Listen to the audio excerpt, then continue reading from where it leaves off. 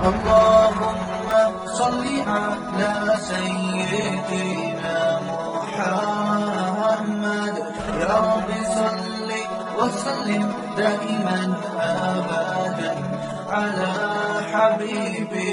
السلام علیکم ورحمۃ اللہ وبرکاتہ.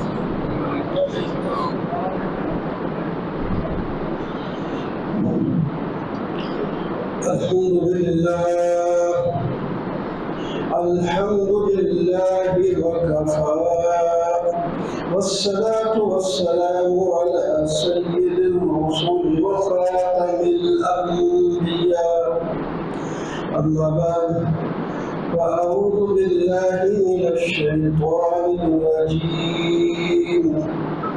بسم الله الرحمن الرحيم. والذين يجتنبون كبائر الإثم والفواحش وإذا ما غضبوا هم يغفرون. صدق الله مولانا العظيم. اللهم صل على سيدنا ومولانا محمد وعلى آل سيدنا ومولانا محمد وبارك وسلم. سلام على خير الأنام وسيدي حبيب إله العالمين محمد بشير نذير حاشمي مكرم وقوف رؤوف من يسمى بأحمد. يا رب صل وسلم دائما أبدا على حبيبك خير الخلق كلهم. محترم والمصلين بزرگوں دوستوں عزیزوں، کئی دنوں سے یہ بات چل رہی ہے کہ اللہ کے ہاں جو چیزیں ہیں تمہارے واسطے رکھی ہے وہ بہتر بھی ہے اور ہمیشہ باقی رہنے والی بھی ہے. دنیا میں جو اللہ نے آپ کو دیا ہے تو وہ بھی اللہ ہی کی چیزیں اور اللہ کی دی ہوئی، لیکن یہ دائمی نہیں ہے. یہ آخرت کے مقابلے میں کمزور اور عیبدار ہیں. آخرت کی چیزیں اچھی، دائمی، خوبصورت اور دل پسند، آنکھوں کو ٹھنڈک کرنے والی ہے. لہذا ان چیزوں کو حاصل کرنے والے کام کرو. ان میں سے یہ حج بھی ہے جو ابھی آپ سن رہے تھے. حج بھی فرائض میں سے ایک فریضہ ہے. جس پر فرض ہے وہ جلدی کرے. باقی جو آپ رد کر رہے تھے کہ حج کی جگہ کسی کی مدد کر دینا، یہ اس کے لیے ہے جو حج فرض کر چکا ہے، ادا کر چکا ہے. اب نفلی حج میں اس کو اختیار ہے، اگر کوئی ضرورت اور زیادہ آ گئی ہے تو وہ ہم آپ پاس ہے خرچ کر سکتا ہے. فرض زندگی میں ایک دفعہ ہوتا ہے، ایک دفعہ فرض ادا ہو گیا. اب دل تو مسلمان کا یہ چاہتا ہے کہ ایک دفعہ جب مدینہ منورہ مکہ مکرمہ میں بیت اللہ اور مسجد نبی مسجد حرام کو دیکھ آیا، اس کا روحانی منظر تو بہت ہی اعلیٰ ہے، لیکن جو منظر دیکھنے میں وہ بھی کہیں آپ کو نہیں ملے گا.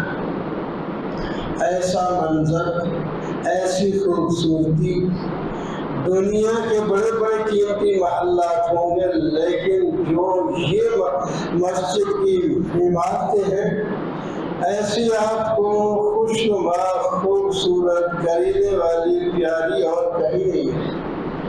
اور جناب ماشاءاللہ روحانیت تو ایک نماز مسجد حرام میں پڑھنے سے 1,00,000 نماز کا ثواب ملتا ہے، وہ الگ بات۔ تو بہرحال حج بھی اور انہی اعمال میں سے ہے جن سے جنت ملتی ہے۔ تو اللہ تعالیٰ نے سورہ شورى کے اندر جو باتیں بتائیں کہ یہ اچھی اور باقی رہنے والی چیزیں کن کو ملیں گی، تو گزشتہ جمعہ عرض کیا تھا ایمان والوں کو جو اللہ پر بھروسہ رکھتے ہیں، اعتماد رکھتے ہیں، ان کو ملے گی۔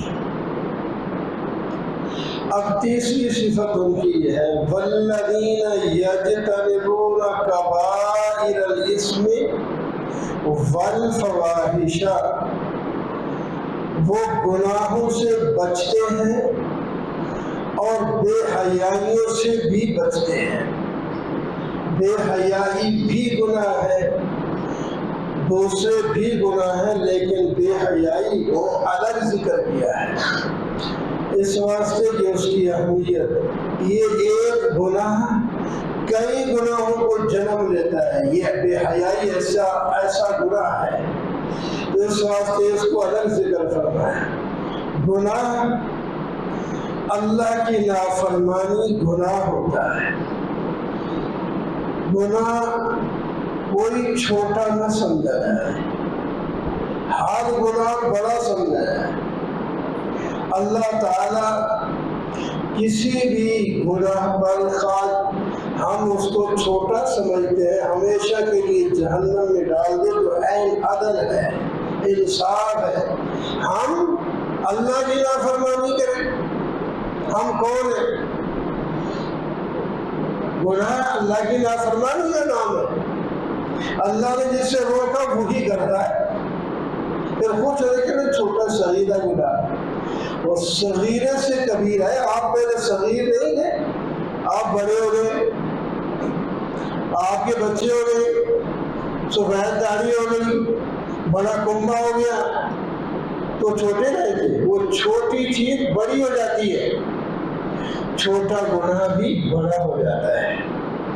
تو جب چھوٹا گناہ ہے، چھوٹا پھر بھی نہیں، بچھو چھوٹا سا ہے، چھوٹا سا بچھو ہوتا ہے، جس کو لڑ جائے پھر پتہ کرے گا کہ کتنا وہ چھوٹا کیا کرتا ہے۔ یہ جو بھیڑا ہے چھوٹا سا ہی ہے، جب ڈنگ لگاتا ہے تو وہ اتنا سوجا ہوا ہوتا ہے۔ چلو کوئی بات نہیں، بھیڑ ہے نا۔ اس واسطے گناہ جو بھی ہو، اب اگر پوچھے قرآن سے تو اللہ تعالیٰ آپ کو بتائیں گے۔ گناہ کے متعلق پوچھنا ہے تو ذرا شیطان سے پوچھو، یہ کتنا نیک تھا، جنت میں فرشتوں کے ساتھ آسمانوں میں رہتا، بڑی عزت تھی اس کی، شیطان کی بڑی عزت تھی۔ شیطان بھی تو بعد میں نام ہوا، عزازیل ابھی اس کا نام تھا، پھر ابلیس اس کا نام ہے۔ ہماری زبان پہ زیادہ شیطان کا نام آتا ہے۔ فرمایا گناہوں کو دیکھنا ہے کہ گناہ کتنا نقصان کرتا ہے۔ ابلیس کو دیکھو کہ جس کو آسمان سے جنت سے نکال کر دنیا کی زمین میں پھینک دیا گیا اور ہمیشہ کے لیے وہ ملعون قرار دے دیا گیا۔ یہ لعنتی ہے، ملعون ہے، اور اس کو بچہ بچہ ملعون کہتا ہے۔ یہ گناہ کا اثر ہے۔ کیا گناہ کیا اثر ہے؟ آپ اندازہ لگائیں۔ اس نے گناہ یہ کیا تھا، اللہ تعالیٰ نے فرمایا آدم علیہ السلام کو سجدہ ہی کر، اللہ کا حکم ہے نا، اللہ کا جو حکم ہے وہ گناہ نہیں ہوتا۔ غیر اللہ کو سجدہ کرنا تو حرام ہے۔ اللہ جس کو سجدہ کرنے کا حکم دے تو وہ اللہ کا ہی حکم ہے، اب گناہ نہیں رہے۔ اس نے سجدہ نہیں کیا تو راندہ درگاہ ہو گیا، ہم کتنے روزانہ سجدے نہیں کرتے، جو نماز نہیں پڑھتے، 5 وقت بھی نہیں پڑھتے، تو ایک وقت کے نماز کے اندر بھی کتنے سجدے ہیں، پھر بھی ہمیں کوئی احساس نہیں ہوتا۔ تو گناہ وہ ہے جس نے شیطان کو اتارا جہنم کا ایندھن بنے گا، اور اس وقت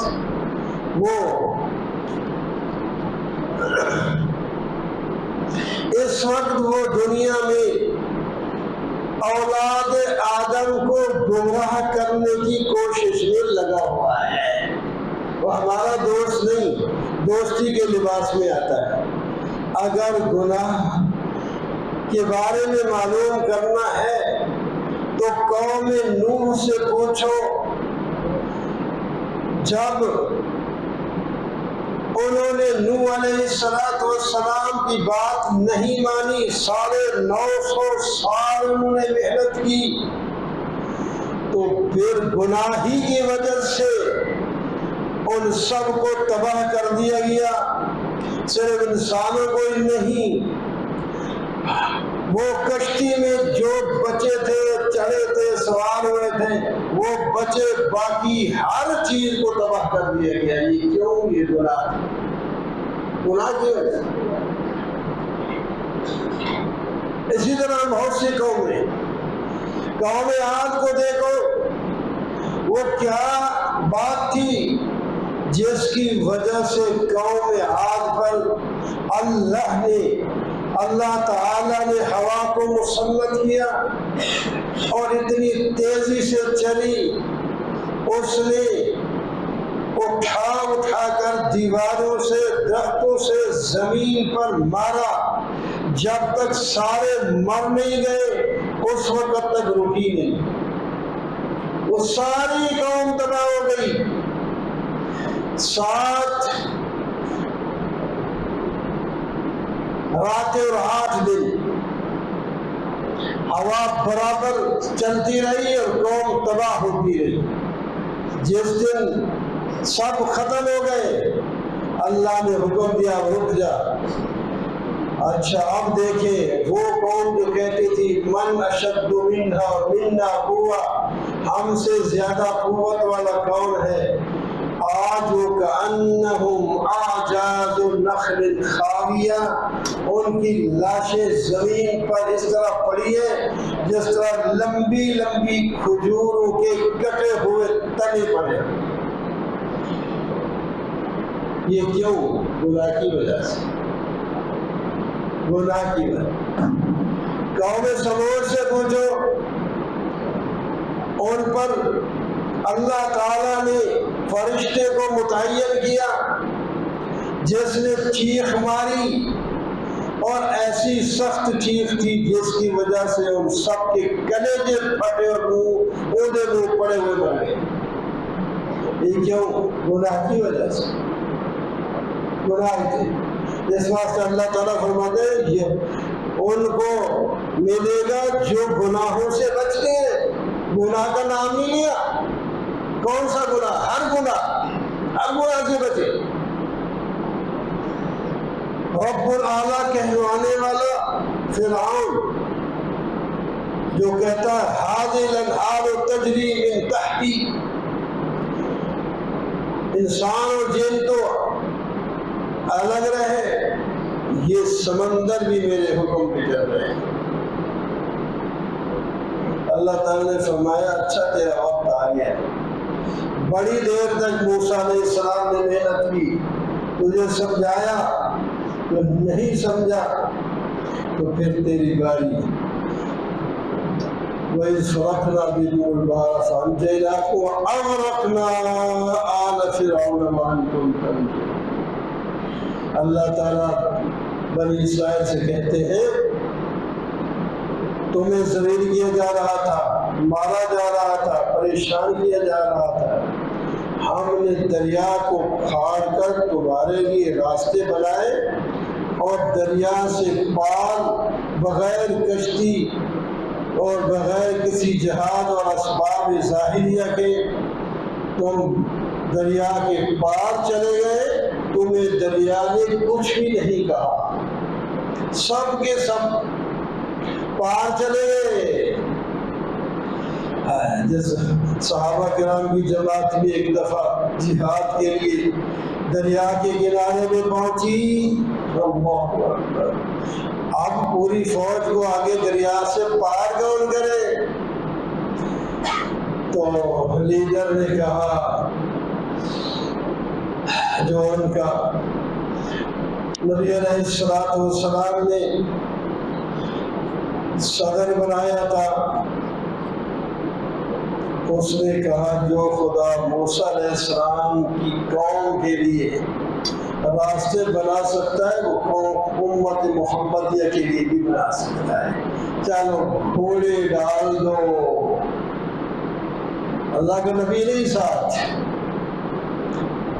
اپنے گھوڑے دریا میں ڈال دو، پھر دیکھتے ہیں۔ یقین ہو نا، ہمارا یقین نہیں ہوتا، ہم ڈالیں گے تو ڈوب ہی جائیں گے، ان کا یقین تھا۔ یقین ایک بڑی چیز ہوتی ہے۔ تو سارا لشکر پار ہو گیا، گھوڑوں کے پاؤں اور گیلے ہوئے اور پار، سارے پار۔ جب پار ہو گئے تو پوچھا کسی کی کوئی چیز دریا میں رہ تو نہیں گئی؟ کسی نے کہا میرا پیالہ گر گیا دریا میں۔ دریا کو مخاطب کہا وہ اصحاب محمد کے پیالے کو تو چھپا کے بیٹھا ہے، واپس کر دے۔ اتنے میں موج آئی، وہ پیالہ دریا سے باہر آ گیا۔ یہ ہے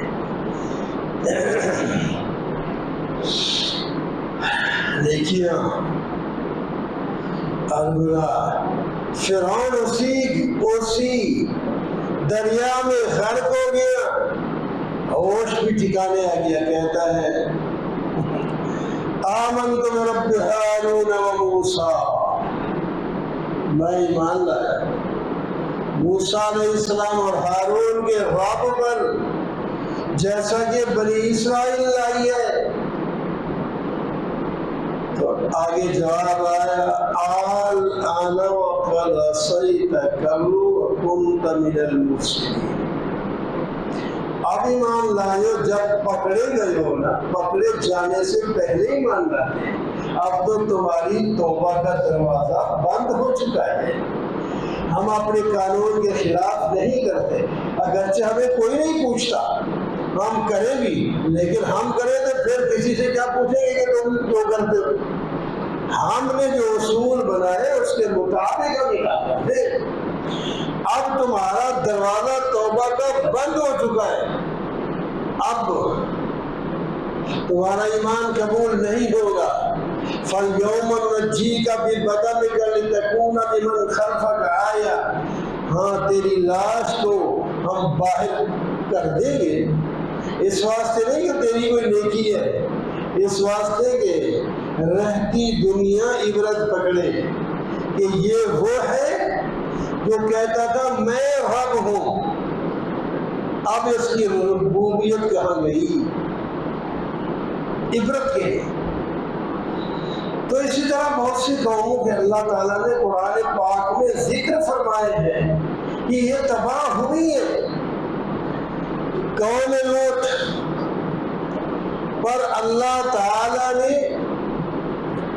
اوپر سے پتھر برسائے، جو نامزد پتھر ہوتا کہ فلاں پتھر فلاں شخص کو لگے، اس کی کھوپڑی میں لگتا چیر دیتا، اور اس کے بعد فرشتوں کو حکم ہوا، اس نے پوری بستی کو اپنی پر کی نوک پر اٹھا کر الٹا پٹخ دیا، اور وہ زمین کی سطح سے کچھ نیچے چلی گئی بستی، اور آج بھی اسی طرح وہ دوبارہ آباد ہی نہیں ہوئی۔